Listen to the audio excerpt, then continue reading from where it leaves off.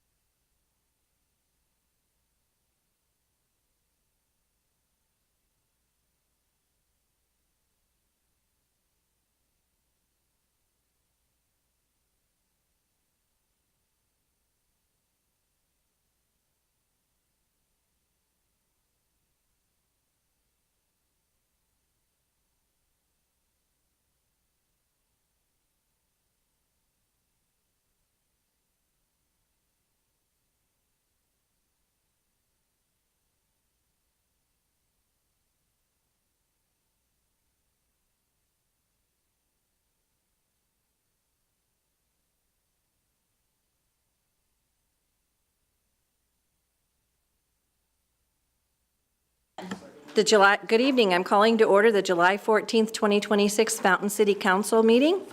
Please stand for the Pledge of Allegiance.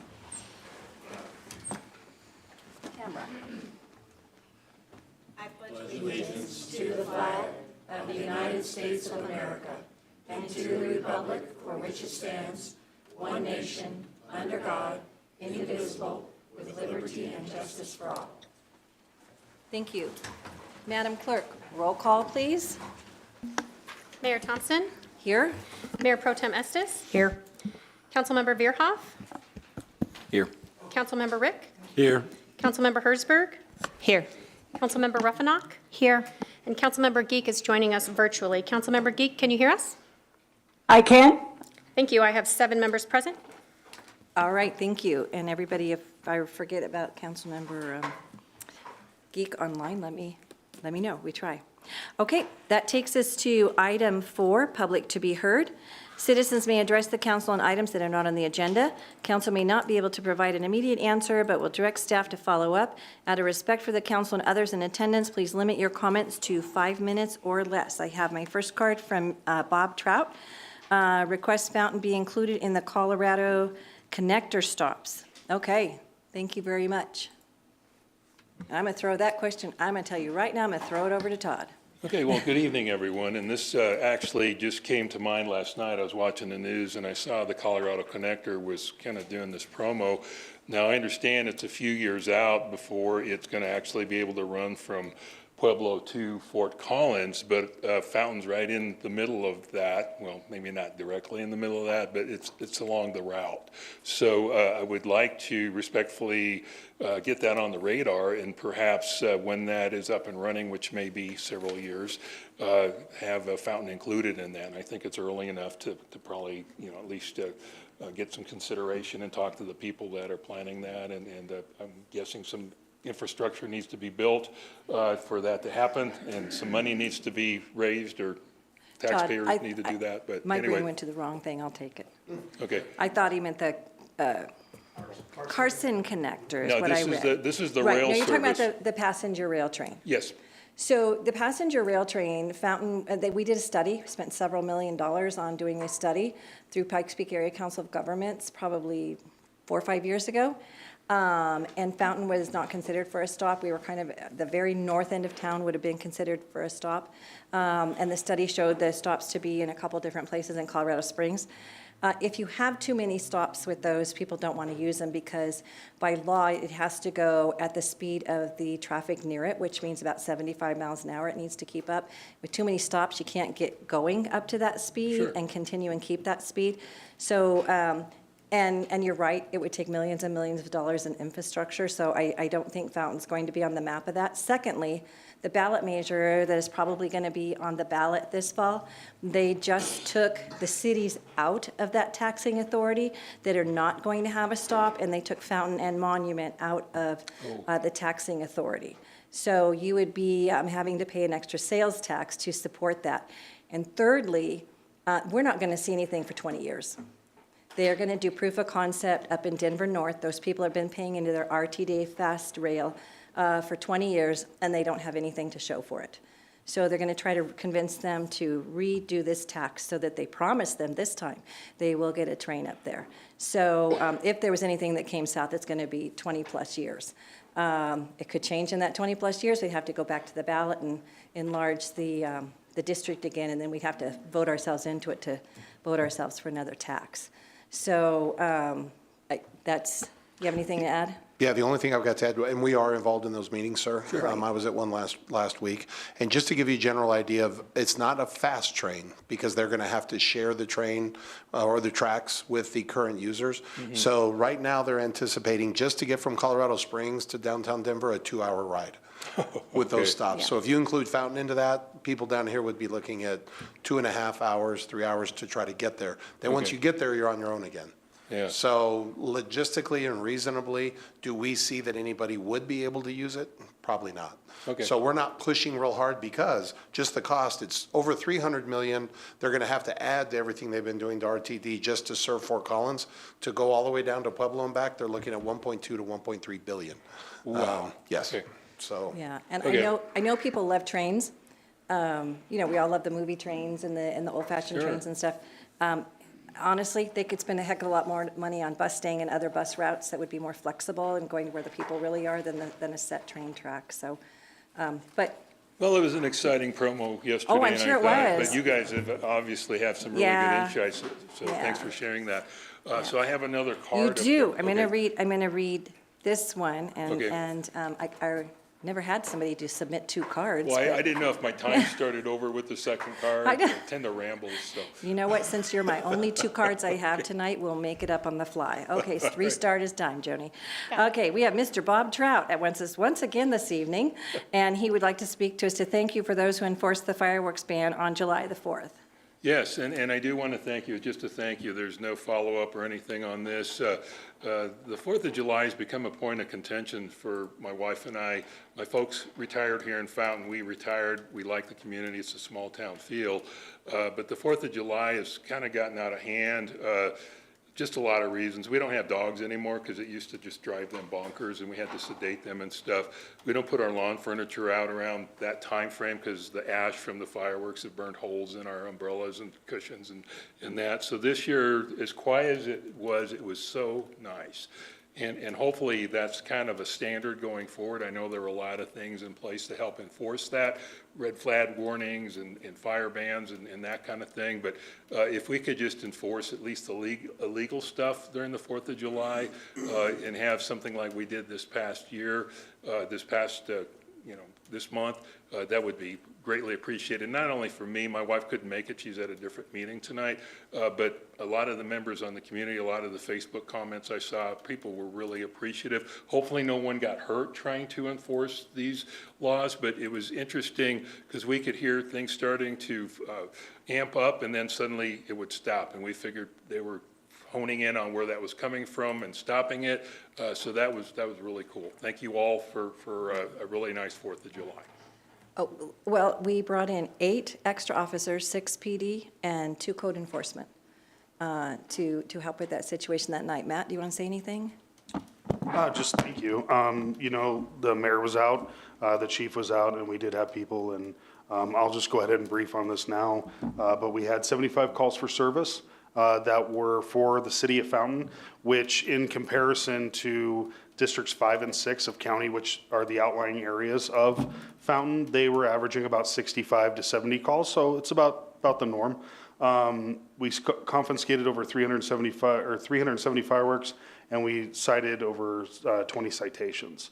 So maybe the word gets out. Maybe, you know, we cite one citation on a block that has an effect with the other people that are watching. So, but thank you for that. We're going to try to do what we can.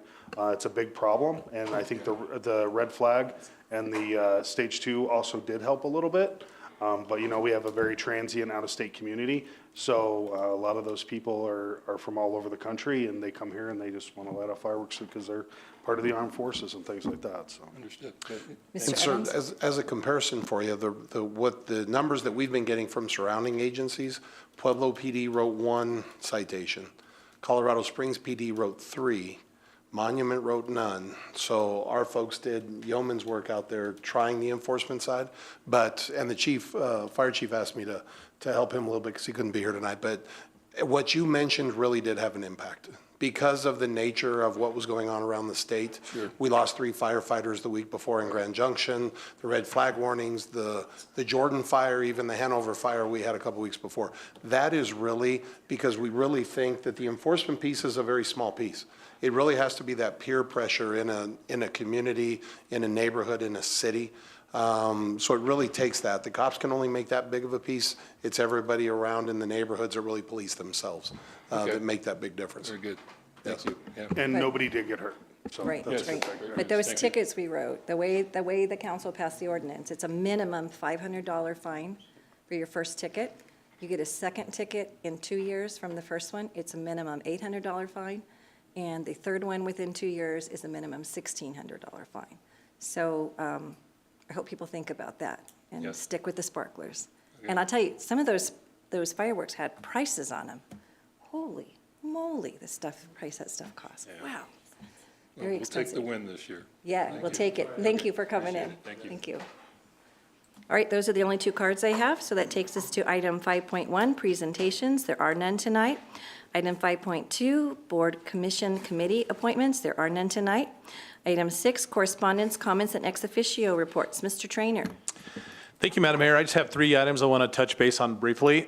Reminder for everyone, excuse me, next Tuesday, so a week from tonight, we have community night in the park from 4 to 7 p.m. So that's always a fun event at the park. There are hot dogs we give away, we have a dunk tank, all kinds of fun stuff going on. Let's see, the work out here on front, from time to time we get questions about the fountain that people saw and are excited about. The work has been ongoing. There's a lot of work that happens behind the scenes, the vaults being constructed, things like that. But they will start demoing the property next Monday. So, yeah, that was the latest I heard from our parks guys. And then finally, I want to mention this, and Bart's going to be putting out some more information about this as well. On July 23rd and 24th, we're going to be doing a part 2 of a furniture giveaway, you know, our old desks and old chairs and old filing cabinets and stuff like that people still find, you know, uses for. So we'll have that over at the Lorraine Center. And again, Bart will be putting out more information about that, but just want to make sure people start thinking about those dates. Thank you. Mayor, a quick one from me regarding road construction. This is road construction time of year. It's going on all over the city. As much as people want our roads fixed, do we get complaints when it's going on? Yes, we do. So just be patient. I'll talk a little more when we get to that agenda item about the Jimmy Camp and Ohio intersection, but a lot going on our roads, so residents, just please be patient. The Chief Graham couldn't be here tonight, family priority, but he asked me just to give a quick update regarding the E911 authority changes that everyone is possibly seen in the media. Just want to let everyone know, there's no physical dispatching that is done by the E911 authority. There's separate dispatch centers. So for just about, we're probably working on 10 years, the El Paso County Sheriff's Office has been doing our dispatching for our police department as well as our fire department. So the changes that are going on right now, Colorado Springs moving on their own. Our Chief Graham is the vice chair of the E911 Authority Board now. So he has a strong voice on moving forward, and there will be no negative impact to our residents when they call 911. Everything will continue to work just as it has in the past. So we just wanted to make sure everybody knew as they read that, and if you have any questions, feel free to reach out to Chief Graham or myself, and we'll be happy to answer, but no negative impacts on our citizens. Anybody else over there? Yeah, I've got one. Good news, the update on the Lorraine Center. We got 9 bids for the asbestos cleanup, and so we got 3 really good ones, 1 top bid, and so we're going to be entering into negotiations with them next week. And I started writing the resolution to hire them. And then so probably in August, one of the first meetings in August, we'll probably bring that to you. And we got really good bids, and I hate to even jinx it, but we may get to use some of the extra money to actually take the building down. So we might be able to do the whole project. The EPA project agent has been great, and so we're getting pretty close to that. So I may have really good news in the top of August. All right, anything else, PD? The only other thing is I just want to say thank you to the public for coming out to the community meeting that we had on July 1st. That was a really good turnout. I think we cleared up a lot of different things, and also we'll keep enforcing our dirt bike and our toy bikes and that kind of stuff on the roadway, so. Mr. Chelch, anything tonight? Okay. Art, anything? Clerk's office? Nothing, thank you. IT? Nothing tonight, ma'am. Okay. Mr. Verhoff? Thank you, Madam Mayor. Just a couple of things. Over the break, I went to the Freedom Fest over at Fort Carson, got to talk to our wonderful partners over there, and talked to several soldiers, and they were just absolutely thrilled about how the Carson Connector is working and how it's helping them out and move around the post. So that was a really awesome little shout out they gave there. I did go down and visit our friends to the south with that big Aspen Acres fire and handed out a couple of cases of Gatorades to the firefighters that are working down there. Those guys are having a really hard time getting that thing under control. Thankfully, it's at about 30%, but that's pretty much it, Madam Mayor. Thank you. Well, on that note, Mr. Trelch, I brought you a new lanyard for your city lanyard. It says goarmy.com. I thought that might be more appropriate for you to wear since we got so many IGSs going on that you can start stacking them up and wear them around to the other ones. Like, I don't have an Air Force one, I don't have a, right? Okay. Okay. Councilmember Rubinoff. Thank you, Madam Mayor. Had the opportunity to go to CML conference, and it was excellent. Spent a lot of time at, session after session. So came back with lots of ideas and got to meet with staff and council members about them. And really spent some time with some folks from Longmont who had some really nice ideas. So that was nice. And then you and I got to go to Heritage Night in the Park for a pop-up. Yep. But I'm going to let you talk about that. Oh, no, go ahead. Go ahead. It was really nice.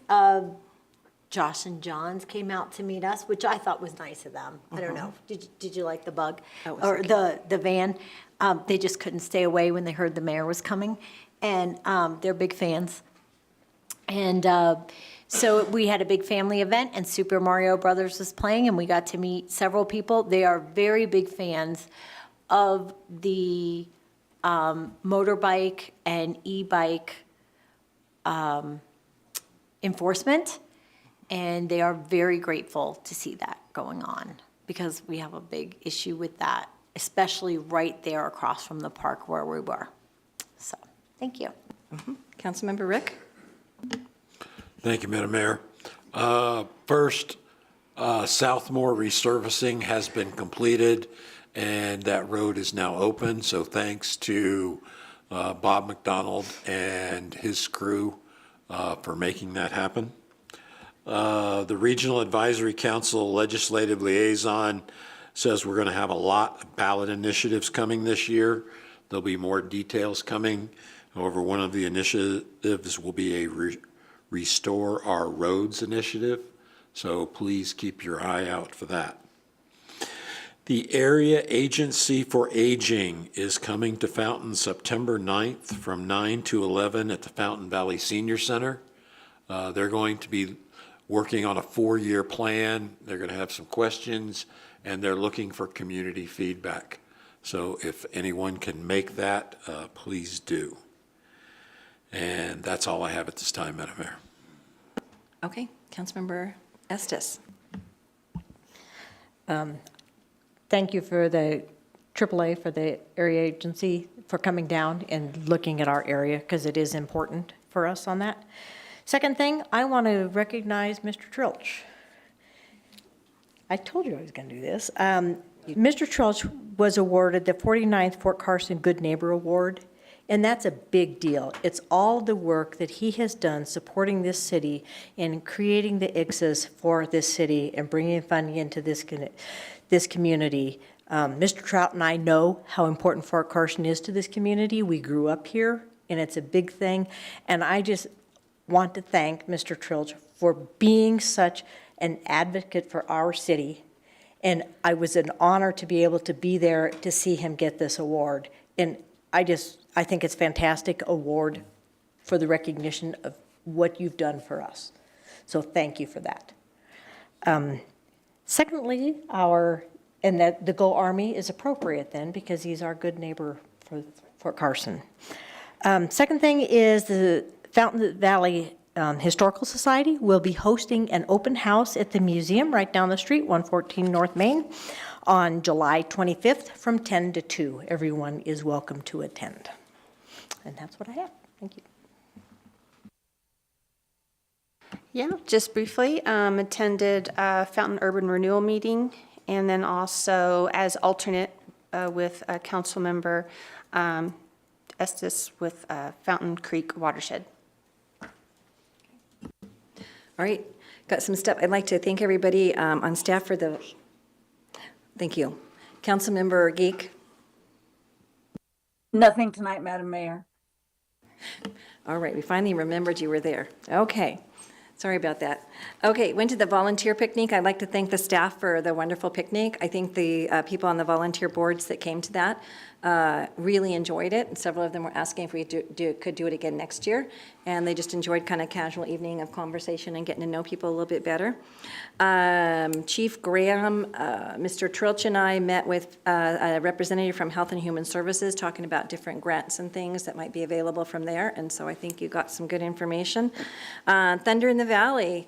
A couple of us had some emergencies, supposed to pick a ward, so I texted Scott at like 10 in the morning, I'm not sure what to do, and he said, I'll run over there. So thank you for picking the council and the mayor award, and because we didn't want them to feel ignored this year. It just was, interesting timing that everybody had other stuff going on or had some, we had a family emergency. So CML conference was great, learned a lot too. I think your first year you do learn. You're like, yeah, a lot of information, and they had a lot of conferences, things on AI. So I think we're going to have a work session on AI just to use it and using Copilot and all that kind of stuff and being super careful with it. So I heard it from several different angles, including Sursa's take on it and different things. So, and then there was one thing, I went to the Air Force Academy Band concert up in Colorado Springs, and I don't know who to talk to, but we've got to get them down here next year. They did the best 4th of July patriotic concert I have been to, and we just need to have them come down here. So any way we can work on that for next summer, I think would be fantastic for a concert in the park. And I know you got to ask way in advance, so I'm asking now. And, but it was a very well attended, and I think for our community, a concert like that would be a big hit. So, it was like an hour-and-a-half concert, and you felt like you were sitting there for like 20 minutes. So it was really good. Yes. I should probably tell you, I think we have the 4th ID band next week, don't we? Well, I wish Rebecca was here, but yeah, I think they're going to be at our event, like they typically show Oh, like they've been in up. the past Yep. for the community. Yeah, this was a whole separate concert, and so maybe we could do, huh? I know, they are good. They are really, really good. I would love to see them all coming through all summer long, but that's a whole different conversation. But anyway, so thank you, everybody. Okay, that takes us on to item 7, consent agenda. All items listed under the consent agenda are considered routine and will be approved with one motion. There will be no separate discussion of these items unless a council member or citizen so requests, in which case the item may be removed from the consent agenda and considered separately at the discretion of council. We have items A, B, C, and D. What would council like to do?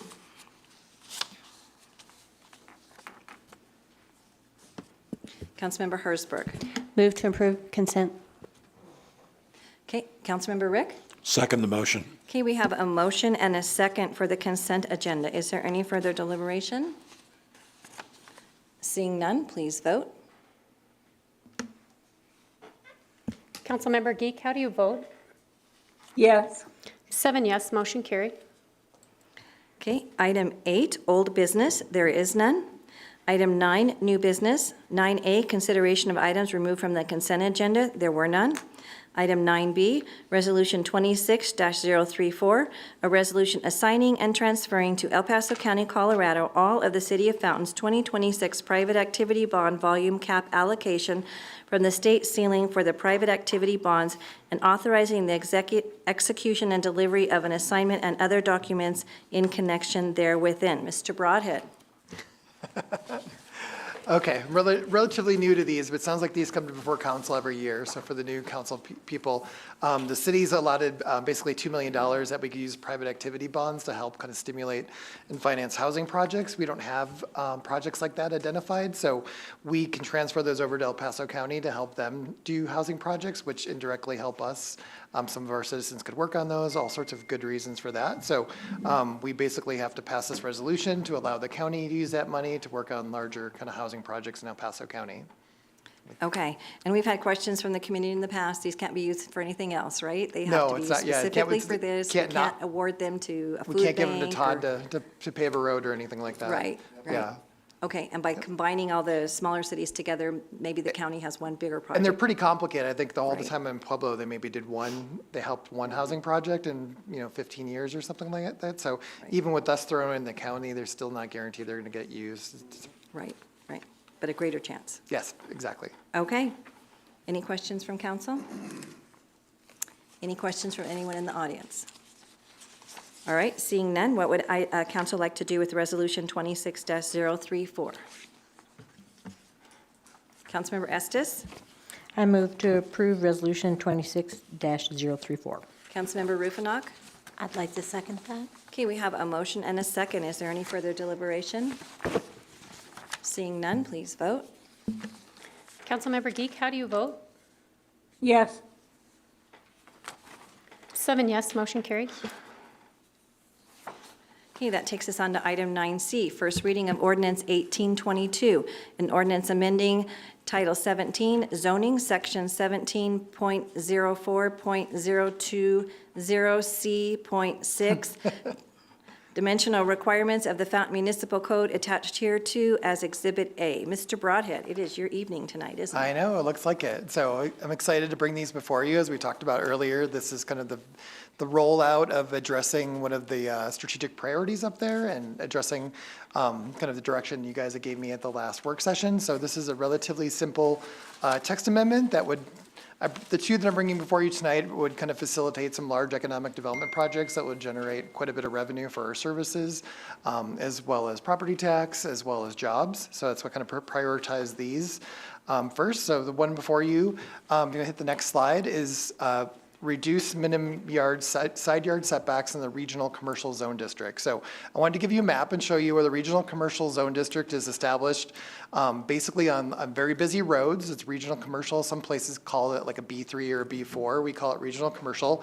You guys have done a really good job on zoning it. It's only, you can see on Mesa Ridge Parkway, which is one of the busiest streets in the region, and then also kind of on the south end of town along I-25, as well as a little bit more on Vanley. So this is not scattered all over the place, so this change only affects these areas that are on an arterial road and that are going to have kind of heavy typical retail commercial development that's going to generate services for your citizens as well as revenue for the city.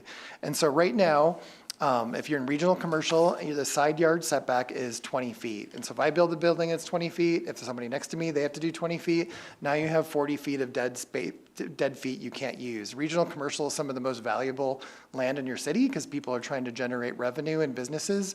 So my proposed text amendment would be 20 feet, but if the lot abuts another lot in regional commercial, and it can be 0. So what is happening now in the commercial development world is the old days, somebody would build a strip mall, it'd be in one lot, they would own the strip mall, and they would parcel out all the stores. Now some of the large retailers, they want their own lot. They want to own real property there. And so right now, you have a 20-foot setback, so you'd have to go get a variance. That costs a couple $1,000s, has to go to a hearing officer. Generally, it's not that big of a deal here. We say that, but if you're a developer looking to sink $60 million in a community, that's a risk. And so this, if you plan to put the, only regional commercial lots next to lots. So if your lot is next to residential or something like that, you still have to meet 20 feet. And so I first looked to try to find some language in our code where we have this, and we do have this in our downtown kind of historic mixed-use zone district, but it only allows 0 feet if it's next to a party wall. And so I researched party walls a little bit with developers as well as the fire department. Those are not what we want. Those are like you literally share, you know, like a historic district or like in Pueblo, like you actually have structural containment. So I talked to the Pikes Peak Regional Building about this, and they said if you're at 0, basically it's got to be fire rated, and developers want to build their own buildings to 0 setback. And so if Todd comes in, builds a building next to me, he's going to build his own buildings. That way, if I take my building down, his building's going to be okay. You don't want party walls. Like my supports are on his wall, and we don't want that. The fire department came and talked to me about it. They don't want this kind of dead space. I think they had 20 feet so they can get in next to buildings, but generally what we're going to see here is really just that one place up in Mesa Ridge Parkway develop. Areas down south are already developed. For the people to use this amendment, they'd have to assemble and redevelop property down in the south end. And so most of it is going to be people who want to, and we're platting that area right now, and that last part of that area that's not platted, people have interest and they want to have some of these retail stores that are going to be side by side with each other. So That is my presentation. I'd be happy to take any next I have a couple more slides. And so we looked at other cities. Most other cities allow kind of a broader approach. I thought I would start really targeted, and it's just regional commercial.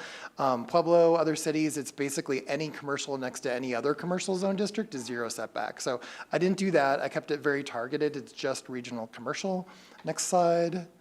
And so on the left is if everybody has to have 20 feet, you have all this kind of dead space, and then you have kind of vagrants, and you've got trash building up. And so on the right is more of like a historic district, but it gives you a feel like you could utilize a commercial area that's really valuable a little bit better. Next slide. And so people still cannot build over easements, regional building I talked about.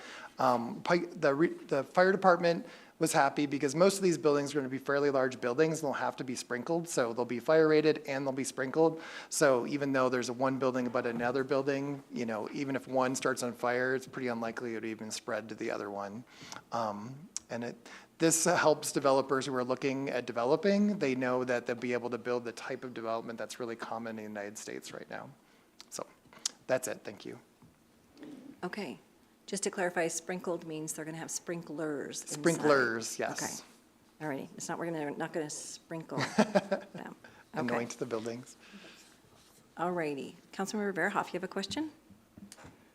Just a little bit of clarification. The packet we got was not redlined, but on the back of this page, it does have the changes as corrected. Is this supposed to be, is this the exact amendment that we're supposed to have? That is going to be the language added? Yep, it's say 20 feet. If a side yard abuts another lot or parcel in a regional commercial, the side yard shall be 0 and go up to 0. And we have this is red line and green line, are red line and green lined for the changes to the code for the next. Yeah, if you for guys the approve final this, reading? this is what we'll put into the muni code. Perfect. Thank you. Okay. Any other questions from council up here? Okay, any questions from anybody in the audience? I think an example, even though it's maybe not exact, but would be like if you look at the east side of Safeway, where you have some buildings that are built. I think there's a smoke shop, a pet store, Dollar General. They've built their independent buildings, right? Yes. Where the other side of it, if you go further, like where Bird Dog Barbecue is more like the strip mall you were discussing, where one person owns the whole thing and you lease the space. But this way, by building their own building, they can own it. Yeah. And then, okay, we're not wasting the space for the weeds and trash, you said, like between. Yeah, you don't want like 5 or 7 random feet in a tunnel between two, 20-foot tall buildings. Just doesn't accomplish much. Right. Okay.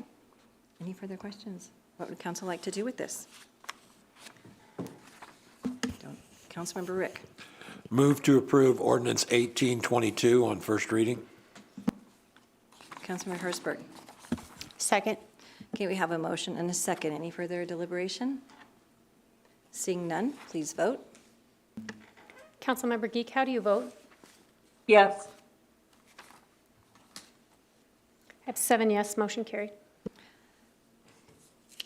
Okay, that takes us on to item D, first reading of ordinance 1823, an ordinance amending Title 17 zoning, Section 17.04.150, B.3, conditional uses, and removing the definition of trucking terminal in Section 17.31.010, meanings defined of the Fountain Municipal Code attached hereto as Exhibit A. Mr. Broadhead. All right. So you see my template. I'm going to try to get some context information every time I do these presentations to you guys. And just like regional commercial, I think you've done a really good job at zoning your industrial. If you see, it's almost all on busy roads and mostly limited to kind of a narrow swath along I-25. So you've got it zoned in the appropriate areas. When we're working on a project, something came to attention from one of the other previous planners that we've got a term called trucking terminal that is a special use permit in an industrial area. And so it's got a general definition, but it doesn't define how many bays, what types of trucks. I had one of my staff kind of look into other cities. Do any other cities have this? Because if you think about, and we only have one industrial area, and I the mayor gave me a little bit of background on that.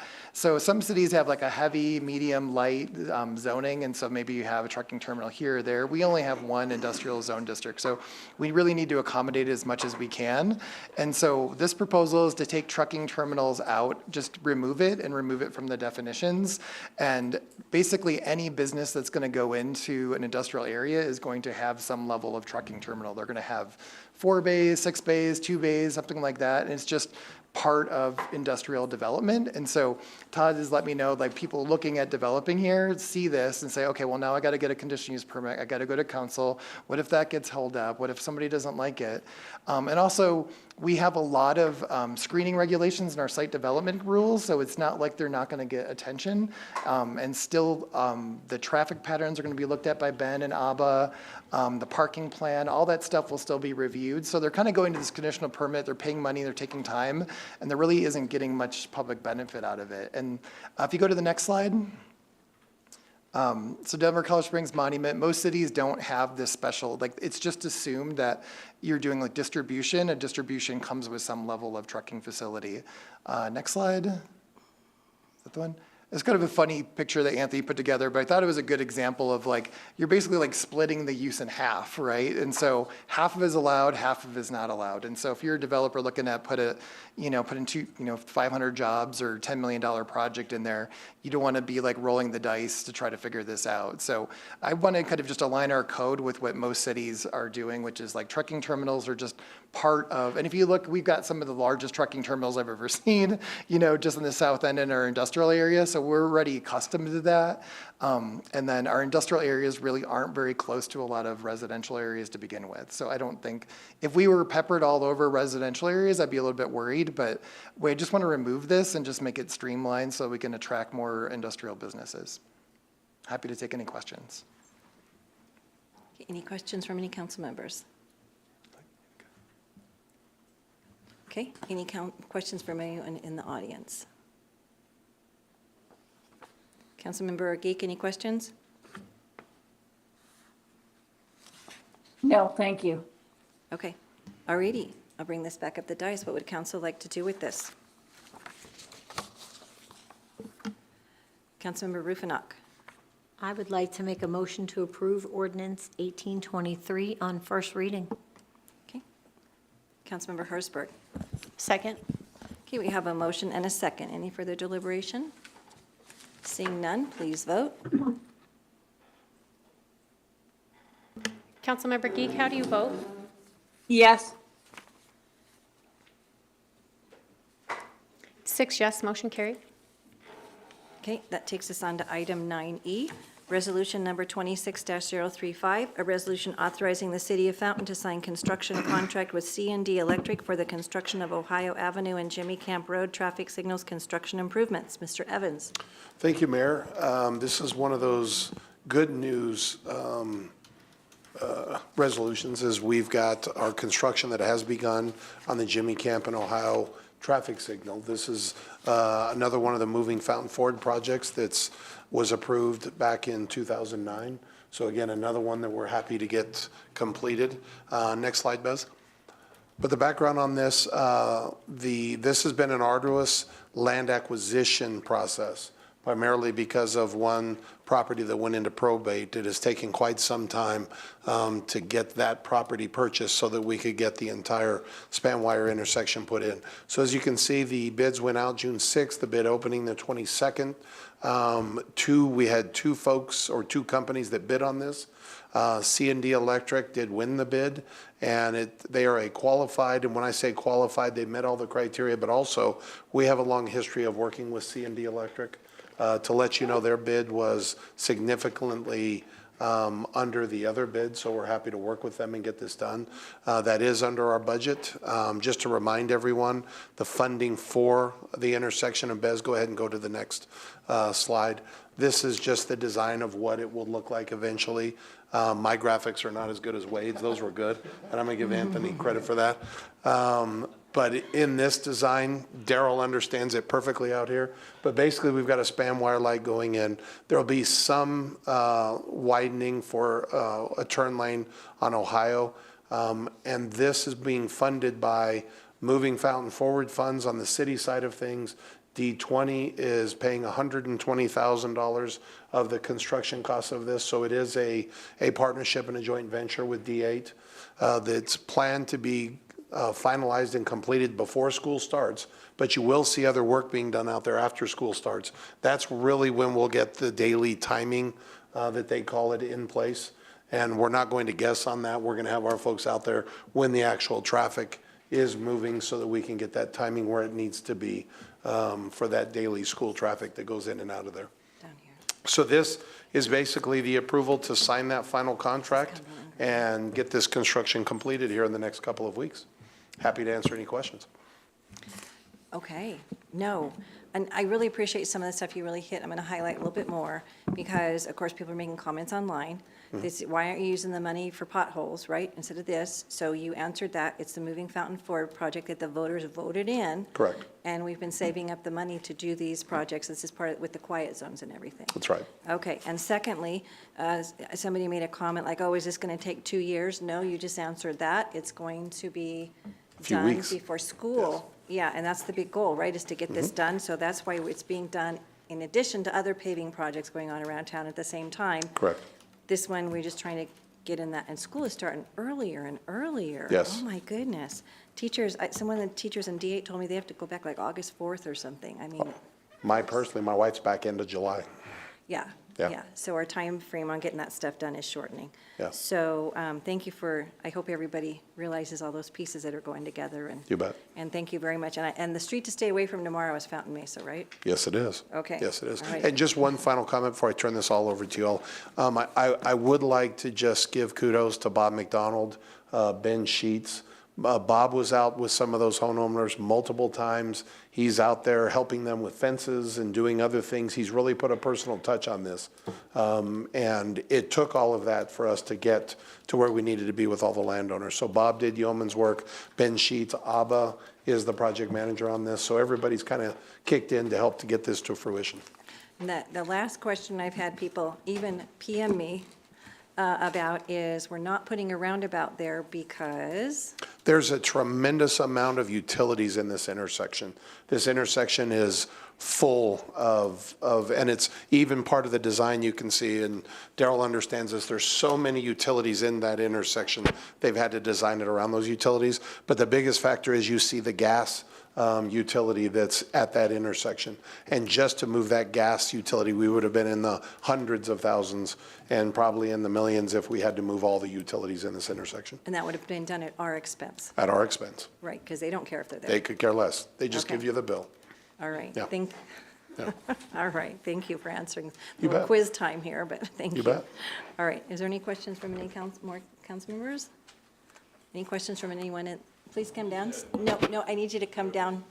No, Mr. Trout, need you to come on down. The price is right here, come on down. Again, Bob Trout, just a quick question. On that bet. last schematic, it said Wilson and Company on the Yes, bottom. yes. So I'm a little confused.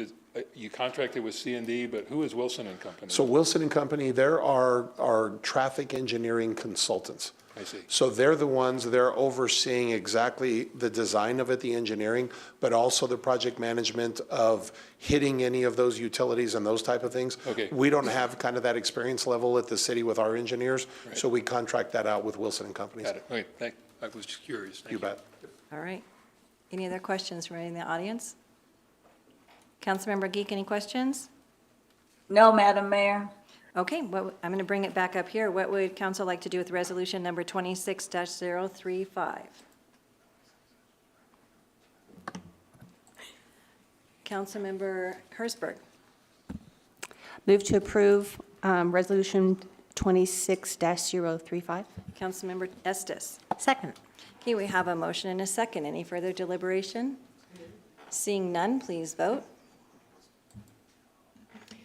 Councilmember Geek, how do you vote? Yes. 7 yes, motion carried. Okay, thank you. That brings us on to item 10, City Council agenda requests. Do I have any agenda requests to my right tonight? Okay, do I have any to my left? Councilmember Rick. Yes, Madam Mayor, I have two agenda requests. The first one involves the police department. I was up at Divide at a conference for the Area Agency on Aging, and they mentioned that the City of Cripple Creek Police Department has a voluntary program to where shut-ins, elderly shut-ins, can sign up with the police department. The police department will have somebody call them on a daily basis just to check in. Are you okay? Are you still alive? You need any assistance? And if they don't get a response within a certain amount of time, the police are authorized to go and do a welfare check. Now, I don't have any of the logistics. I don't know how often, what the man hours or anything, but with the consent of council, I would ask that our police department contact Cripple Creek Police Department, get some details, and bring it back to the council on a future agenda, whenever you can get the information, to see if it may be something we would want to consider doing. I did talk to Councilmember Estes. The Fountain Valley Senior Center does not have the bandwidth to try and implement this program at this time. But she did mention this may be something for our Beacon clinicians. Maybe this is something they could do. I mean, they would be better at talking to people and seeing, picking up on things that may indicate a problem, and they have resources. But again, with the consent of council, I would like to add that to a future agenda. Okay, so take a second and think about it. If that's something that you would like to see as a discussion item on the next agenda, just give me a yes, no, thumbs up, thumbs down. It's worth discussing. Okay. All right, I don't want to do a lot of work, staff work into it. I don't have a problem with, if Scott is okay with them, just getting information how it works and bringing it back, but beyond that, I don't know if I want to. Yeah, I can reach out to Chief Bright and find out the logistics on their program and maybe get some documentation that they have. Yeah, and include the population of Cripple Creek, because I have a feeling it's a heck of a lot smaller than ours. Oh, yeah. Okay, all righty? You said a second? Second item, this is for the council as a whole. Last year, I went out on 85 and 87 and took pictures and submitted work orders to CDOT about fixing the potholes. Well, we're in a new year, there's been snow, there's been plowing, there's more potholes out there. I was wondering, Councilmember Ruffinack brought up the point of maybe we go out and sweep 85, 87. We can't necessarily do that, but maybe we, as a group, could go out on a day, take down some information and send in some work orders. Bart could come out and take pictures while we're doing this, put it on social media and explain, here's how people can put in work orders for potholes on CDOT. Here's how you use the Fountain app, the My Fountain app, to put in for potholes in Fountain. Just a suggestion, it's not a requirement, but I talked to Chris Strider, and he said in order to meet the open meetings law requirement, we would have to discuss it in open session before we could do that. We'll take Joni along as our witness that we don't discuss anything important, city-related. I think it's fun. I redo the commercials I did a couple years ago, redo them with everybody in them, something similar. I can see having a lot of fun with this, and I think maybe put a little pressure on some gubernatorial candidates to see if they want to get out there and take care of things. But again, I don't want to put a bunch of city staff and time into it, but I like the idea. I know Representative Bradfield's written, Senator Snyder's written, we've all written, citizens have written. We're asking at PPACG meetings directly to CDOT, and nothing's getting done. So more power to it. I don't have a problem with it. So, but, okay. So if it's okay, Bart, if you could, if you could put together some Well, dates that would work for you. Wait, do we all want to do it? Do we all have an interest in it? Okay, and then Mr. Trainer takes the direction, not the staff member. So if Bart could, or someone could put out some dates, because he's the most important guy there. If he's not there. Okay. We've all got great photography at our fingertips anymore, right? Goodness, it's amazing what you can do with these phones. Are you done? All right, you saved them up. Okay. All righty, we're done with city council agenda requests. Announcement of an executive session. There is no executive session tonight. I know you're all heartbroken. Marcia, you know, we heard when you weren't going to be here, so we wanted to postpone that executive session for you, so, you know. No, that's it. Thank you very much. Yeah, you're more than welcome. Saved it Yeah, for you. yeah. All right, with that,